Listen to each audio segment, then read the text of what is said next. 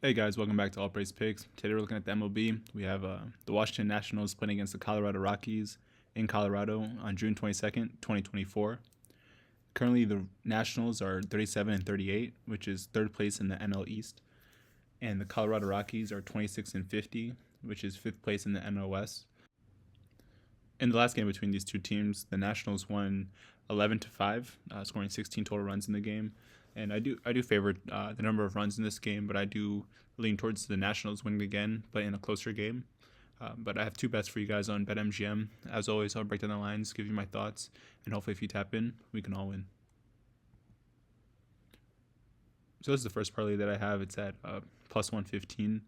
And I have the Nationals in the first 5 innings covering a 2.5 run line spread, essentially not to lose the first 5 innings by more than 3 runs.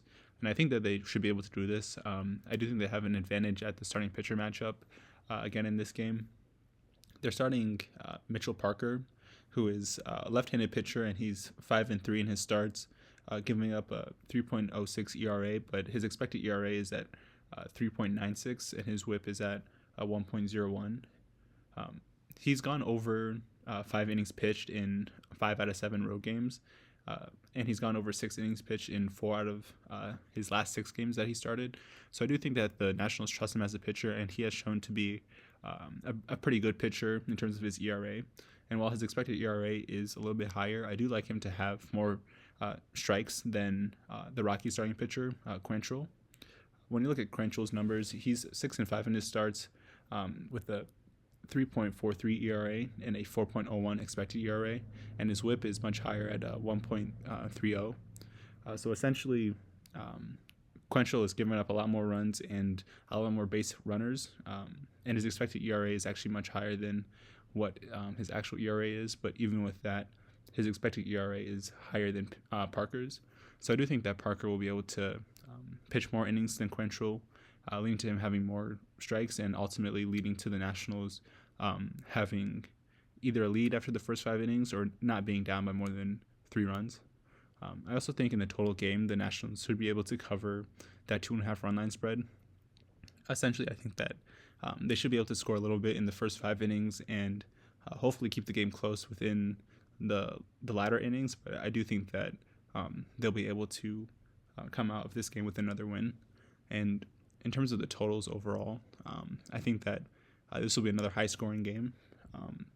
In the last 4 games versus the Rockies in Colorado, the teams have scored at least 13 runs, and Washington won 3 out of those 4 games. And the only one that they lost 6-7.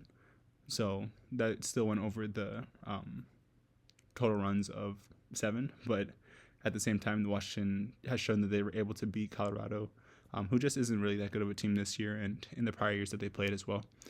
So I think that with these 4 legs, if you bet 1 unit on this parlay, you'll have 115% return on your investment, which is a little bit more than double. And that's obviously great as long as the parlay hits. So I would just advise you guys to have financial consciousness and an overall understanding of your bankroll when deciding to place this bet. So this is the second parlay that I have. It's a plus 130 and it's a 5-leg parlay. It is a little bit more in depth in terms of what I think will happen in the game. So I mentioned in the first 5 innings that I think that the Nationals should be able to score. So I took the total number of runs in the first 5 innings to go over 1.5, essentially for there to be at least 2 runs total between the two teams scored in the first 5 innings. But I also took Colorado Rockies to cover the run line spread in the first 5 innings at plus 2.5. So I took them to not be down by at least 3 runs in the first 5. And I think that's just because I think in the first 5 innings, I do trust Parker more than Quantrill, but I think that if both pitchers ended up being hit up after the first 5 innings because of their higher expected ERAs, I think that'll even out at the end of the day. Their expected ERAs for Parker's at 3.96 and for Quantrill it's at 4.01. So there's only really like a 0.5 difference between their expected ERAs, and ultimately I think that that'll lead to a close game in the first 5 innings that the Nationals will end up having to win in the latter innings, which is why I took them in the third leg of this parlay at plus 2.5 on the run line spread, essentially not to lose this game by more than 3 runs. And I think that should be pretty doable for them. They won the last game by 6 runs total, and as I mentioned before, they've won 3 out of the last 4 games versus the Rockies in Colorado. So the Rockies really don't have a home field advantage. Really, the advantage of playing in Colorado is the number of runs that are able to be scored, which is why in the last 2 lines I took both the Rockies and the Nationals to score over 2 runs, but I think that the Nationals should be able to score at least 3 runs in this game.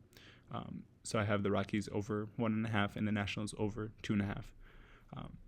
And that's the parlay. So at plus 130, if you put 1 unit down, you get 130% return on your investment, which is more than the last parlay and is still more than double. But I would just advise you guys to have financial consciousness and an overall just understanding of how much you're putting down on each parlay when making your decisions. But I appreciate you guys for watching. Stay tuned for more WNBA and MLB videos coming out this weekend and going into next week. And until next time, peace out.